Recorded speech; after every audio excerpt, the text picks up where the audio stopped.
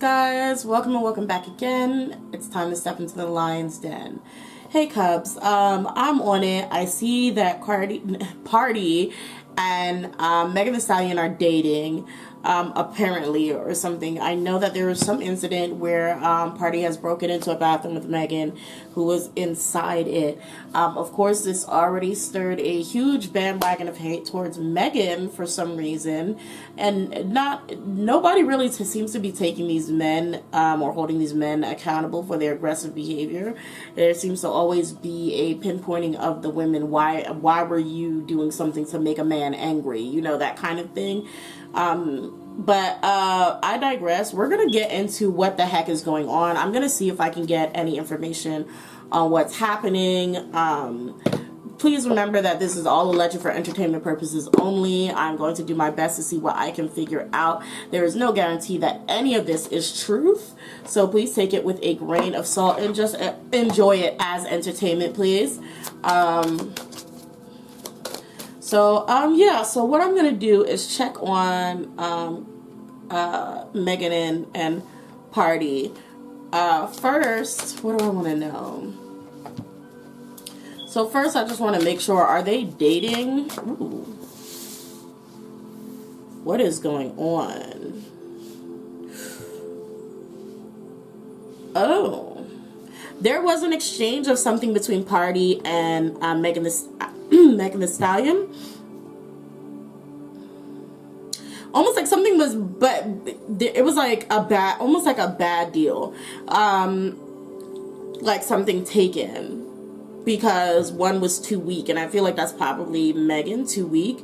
Almost like, how do I put it? Let me see. It's like someone who's defenseless, clinging on to the next strongest man available, and then realizing that, you know, he's just another dude. Like, you know what I'm saying? Like, it's pretty much the same. But there was absolutely some sort of exchange or deal made between them. It did not turn out the way Megan wanted. She wanted, I can't really say that they're in a relationship. It is a deal, like a bad deal. Like, it's a bad deal. It's not really like, oh, we're actively dating. It's more so like, hey, like, I'll give you some if you just, protect me or watch out for me. You're cool. So like, why don't we just, sort of hang out or whatever? We can do this thing. And it's like, she absolutely like kind of went for him easy. And everything was fine at first until it absolutely wasn't. Like, and I feel like this was a quick change. Like, it wasn't even a slow transition. I feel like it was a very quick change. Yeah, and she realized like it's too much work being with this person. Where I have no idea who Pardi is, by the way. I heard by reading on Twitter that he is apparently like, I think somebody's ghostwriter. I think Cardi B's ghostwriter and previously Kanye's. So that's all I know. I don't know what songs or whatever. I don't know, but yeah.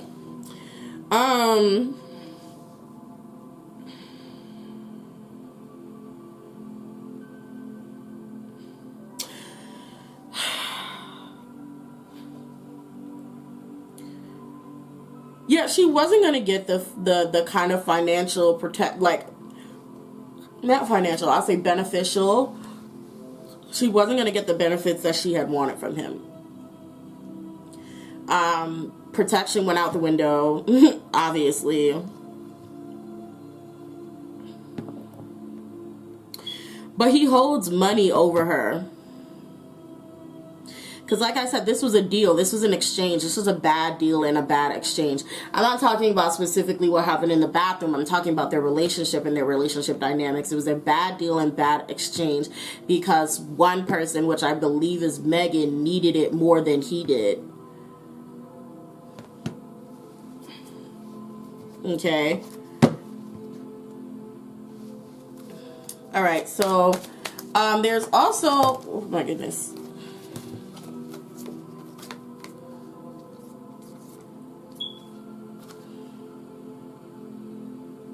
So we have redemption in reverse. I guess this is more clarification cards. I didn't ask anything yet. Then we have the monster within, internal struggle, personal challenges, and wanting to improve. We have thirst, craving, compulsion, and obsession. And lastly, we have enduring. We have love conquers all, enduring loyalty, eternal love, and lasting commitment. It's funny. I was just talking to someone who had sent me the video, and I'm just gonna be very blunt. Megan definitely has, unfortunately, like this pick me energy. She really does. And she goes for the most ridiculous kinds of people. Her quote-unquote loyalty is to a fault. She's going to get herself even more seriously hurt if she keeps trying to quote-unquote, if she keeps trying to protect black men, if she keeps trying to be the girl who's loyal, the girl who puts up with everybody's, you know, stuff because, you know, she's a real one. Like, no, you're gonna get yourself hurt. Like I said, like how she is a pick me, she unfortunately is like a I'm getting pick me energy, especially with thirst. It's like craving, compulsion, obsession. She needs to be in a space where she is around people who she feels safe, allegedly safe by. Like, you know, she needs people around her because she can't be alone. Internal struggle, personal challenges, and wanting to improve. There are things that she wants to improve on herself. She doesn't want to be as codependent as she is, but she's a very codependent person. She's an extremely clingy and codependent person. And she needs someone to be around her for her to be happy, for her to feel safe, for her to feel loved. And I don't blame her for that, but I am seeing and saying that this is absolutely going to lead down a path of destruction. She's really going to put herself in a lot of danger doing this. Megan needs to actually go to therapy. She needs to go to a therapist and actually just seek that kind of help, because this dependency on these toxic people, because she keeps running into the arms of toxic men, because it's almost like you know how like you feel like you're scared, you want to be protected, right? So you run from someone who, let's say, is abusive, right? And then you run into the arms of someone else, someone who is aggressive, like, oh, well, he, you know, this person, he K-words people, you know, he a real one, he a real gangster. So you run into that person's arms, like thinking this person who is just as aggressive and violent will use that aggression and violence towards someone else and not towards you. And it backfires. And then you keep going to someone else who is more aggressive, thinking that person is going to protect you from the past aggressive person. You know, it's just a cycle. It's a cycle that she keeps following. But yes, what is this? Like I said, this one, it's like redemption. It says absolute forgiveness and penance. It's in reverse. So even though she is still sitting here with enduring, this is why it specifically says enduring loyalty, enduring it, like, because she doesn't actually forgive these people for what they've done. She doesn't. She's just committed to them. Like she's just there to, like, she doesn't want to seem like that black woman who is throwing black men under the bus, even though she's literally already under the bus, being ran over several times. But she doesn't want to look like because of the image of a rapper, she doesn't want to look like a snitch. She don't want to look like she just doesn't want to look like a horrible person. Like, but the fact of the matter is, Megan is not really about that life. She's actually a quote unquote good girl. Like, she's not like a lot of the other actual female rappers, like, or rappers in general who are really, really about that life. She's not like that. She's absolutely not. And she doesn't know how to handle, especially when people find out that she's actually literally a normal girl. She's just this kind of girl. So I'm also seeing a lot of flip-flopping with Megan, where it's like she definitely is dependent on these guys, like, for protection. And then it's like when she has to be Megan Thee Stallion, like, you know, when she has to be that bad girl, then she changes. She's like almost like a flip-flopper. Then she changes and she's like, you know, awesome, you can't touch me, I'm Megan, like, you can't da-da-da-da-da. You know, she will change from good girl, yeah, I just need somebody to be with, to more people in the room. Now she's got to be the celebrity that she is. Also, this is not justifying anything that's happening to her, so don't use this as that. That's not what it is. I'm just letting you know that she has those two different sides to her, just as how people have their celebrity persona and then it's like their regular self. It's the same with Megan. Like, she has her celebrity persona and then she has her regular self, and her regular self is your average girl who's not really about this celebrity life, who doesn't really know how to handle literally handle what these people who've been in the game so long do. She's not really able to handle like all of the y'all know what goes on in, you know, over there in Hollywood or whatever y'all want to call it, but she's not actually able to handle it. So she keeps trying to seek out people who have been in the game and who have many connections in order to have that person protect her, and it always backfires. That person will absolutely take advantage of the fact that she is new, the fact that she doesn't know how to deal with these type of people, the fact that she doesn't know how to deal with them. Okay, so anytime Megan is with somebody who's already been in the game for a long time, the relationship is not going to end up well. She needs to be with another, either regular degular or someone who is just coming up like she is. Or go ahead and get you your girlfriend and sit down somewhere. Because these men are, like, the men is not working out. The men are very toxic. Violently toxic. And there's a difference, because I'm not saying that Megan does not have or may not have her own toxic traits, but the difference is physical violence. Speaking of toxic traits, let's see, because I was seeing that people are saying, Megan has been using, right? So a card fell out. Let's see if Megan is using hard drugs. I'm not talking about the herb. I'm talking about hard stuff.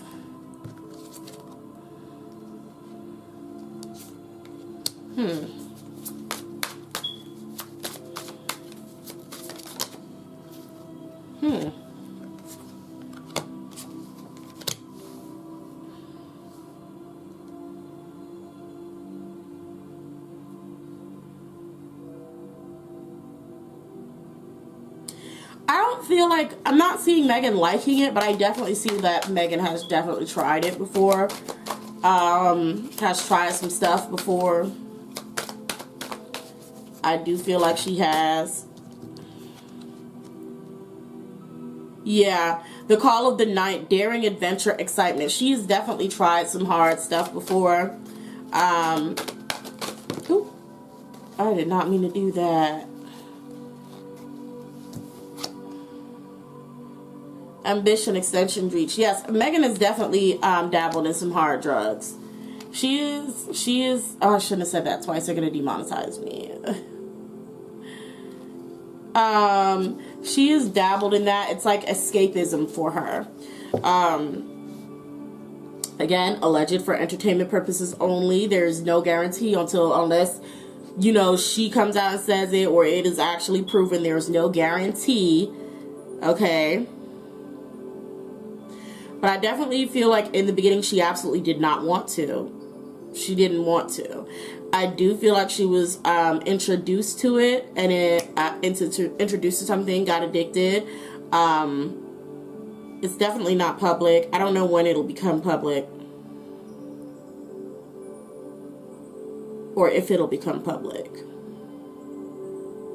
But it's also like, it's sort of whatever she's taken or tried absolutely inspires her and like gives her boost of energy, you know, makes her like more connected to like whatever. Oh, it's so funny. As I said, energy, I put this down, right? And the card at the bottom of the deck is eternal youth, energy, newness, and vitality. Look at that. Look at that, right? So like I said, it gives her a lot of energy to get up and go and do what she has to do, and to like, you know, just that's why she's addicted to it. She's addicted. She doesn't, it's like almost like she doesn't like it. She's not happy that she did it, but she is addicted to something because it keeps her happy, it keeps her up, it keeps her energized, it gets her moving, especially on those days that she really doesn't want to. She may reach out and start experimenting with other stuff too, especially if she is not like, if it's not controlled now. Okay, let's check on Pardi. I think that's his name, Pardi. Lame ass name. Okay. Let's check on Pardi. And I want to know what his deal with Megan is.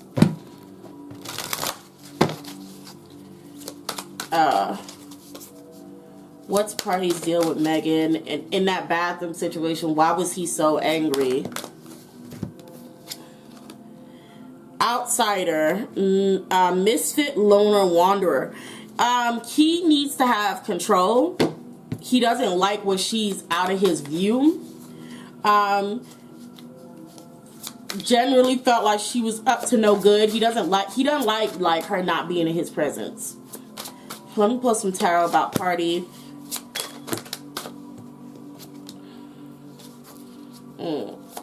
Yeah, he's very clingy. I don't even want to call it clingy. He's possessive. He's possessive. You know what I'm also feeling? Like, he's definitely somebody who throws stuff up in your face. Like, if he brought, that's why there was a bad money exchange, a bad exchange. He's someone who's like, if he brought you something, or like if he buys you stuff, that he then feels like he owns you, like literally, like you're some sort of slave or something. He's like, I brought you this, I brought you that. If he spent money on you, he's like, you owe me this. You better not be out of my sight because I just brought you, you know, this. You better, you know, listen to what I say. Like, he, you know, that's how he could be. He's very that way. He does not like being alone without without whoever he's with around him. He's very insecure. Very insecure.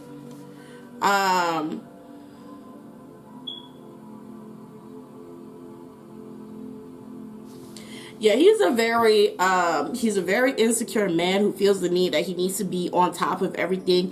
He also feels like he is her savior in a way.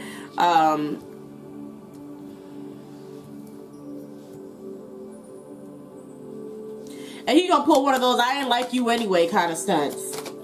You know, you ugly anyway kind of stunts. Like, he's like one of those type of people. Like, you hurt his feelings and then he get in his bag about stuff. Jealousy, envy, punishment, changing course. Like I said, like, he's very toxic. Like, he's a very Pardi is toxic. He wants to control her, right? What is this? Okay. Yeah, so we also have faith in natural. It says trust, unwavering confidence. We also have natural that says authentic, real, organic. So he feels like, he deadass feels like, you know, he's like the real one. He's like, look, he feels like he's in control. He's the one who really knows how stuff goes down. Like I said, it's like almost like, I don't know how to explain it, but he's in charge and he runs stuff. So she can't do anything because he's like the God here. He's the God. He's in control. He's like the holy figure, right? She need to be praying to him. She need to be paying attention to him. He also generally feels like he's being a real one to her. I don't know how, but he's like, you know, like, I'm taking care of you. I'm doing what I'm supposed to do. Don't do what I don't like, basically. And so with that, every time he's upset about something, he will get pissed. He will get jealous. He will get in his feelings. He can get violent. Almost like, I don't, like, almost like BPD, like, I feel like his emotions are always swinging back and forth like a pendulum. Like, one moment he's loving and clingy, and then the next moment he's freaking enraged, and then the next moment, like, he feel like you owe him something, and it's like, a lot of swinging emotions. Like, they can really go from one way to another real quick. Yeah. Adding on to this part of the reading for the Megan and Pardi relationship, I realized that I didn't actually check to see what's next and what's in store for them. So basically, like, what's going to... I can't even shuffle this deck. What's going to be the next step for their relationship? Like, what's the next biggest thing to happen for them in their relationship? Okay. Okay.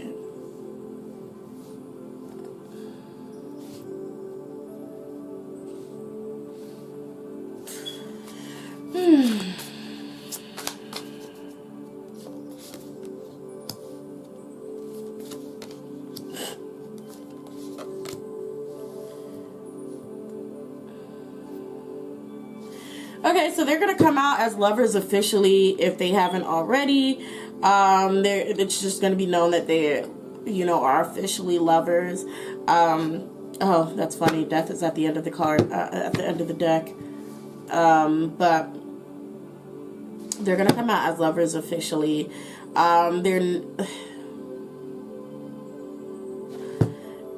They're not gonna really break up the relationship when they should.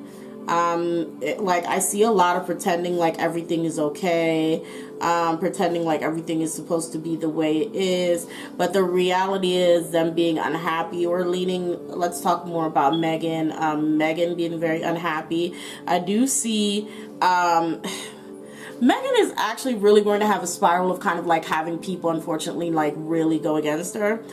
Because I do see Megan eventually kind of like ending up flirting with somebody else, like some other guy, like while with Pardi. I think she'll be rejected though. But everybody's gonna be like basically looking at her like, yo, you are two-faced. Like, yo, didn't you decide you're staying with Pardi? Why are you flirting with this dude? Why are you acting like this towards this dude? And whoever this person is that like she's gonna be caught out there maybe flirting with or acting a certain type of way with, like, it's gonna be like, once this person sees, oh, people are attacking Megan for flirting with me or for trying to hit on me, this person is like someone who will probably get on social media and be like, I don't want that, and like, you know, popping off on the mouth, like, almost like this person who previously probably wouldn't have rejected her in private would see that Megan is getting in trouble for hitting on them and then denounce her in public. If you guys get what I mean, like, someone who's like opportunistic, who's like, oh, you know what, starting beef, like he'll clout chase, like, you know, start and mess with Megan and Pardi actually will be more beneficial than just actually going over there and messing with Megan. So if Megan like comes over there and says like, you know, oh, you cute, and starts talking to them, it could be a woman too, so you don't know, like whomever this may be is a person, but if Megan gets caught flirting or doing whatever with this person while dating Pardi, it's gonna backfire. This person is going to use that as momentum and then be like trash her, even though they absolutely were going to, like, you know, follow through, trash her, probably come at Pardi like, oh, you know, that's why I was about to steal your girl. Like, it could potentially start some drama and some trouble there. So that should be something that she watches out for. So, like, if you're gonna stay in the relationship, be faithful, because whomever she may step out and try to talk to may backfire. That's all I have to say about that. So that's what I have. You guys can take with this what you want. I hope you enjoyed it. Thank you for stopping by. Make sure you like, comment, and subscribe. Follow me on Tumblr at The Lines and Tarot if you'd like to ask me questions anonymously. Follow me on Twitter if you would like to be updated on when I drop readings, what's going on with lives on Friday, and just in general things that's going on. And check out my Patreon if you would like to purchase a personal reading from me or a reading for your favorite celebrity. Please go ahead and check out the types of readings I have available on patreon.com. I thank you all so much for watching to the end. I appreciate you, love you, and I hope you stay safe. I hope to see you again in the Lion's Den. Bye. Let me know your thoughts about this in the comment section below, by the way.